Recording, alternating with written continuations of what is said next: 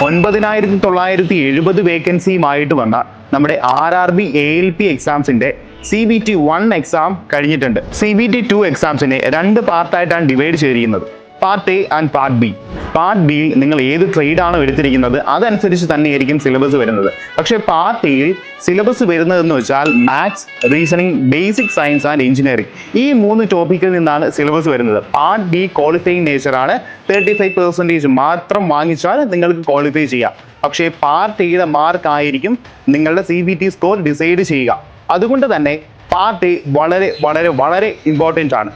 അതുകൊണ്ട് തന്നെ ദിശ അക്കാഡമി നിങ്ങൾക്കായി പാർട്ട് എയിലെ ടോപ്പിക്സ് വെച്ച്, സിലബസ് വെച്ച്, maths, reasoning, basic science and engineering എന്ന ടോപ്പിക്ക് വെച്ച് ആ ടോപ്പിക്കിന് വേണ്ടി മാത്രം ഒരു കംപ്ലീറ്റ് കോഴ്സ് അനൗൺസ് ചെയ്യുകയാണ്.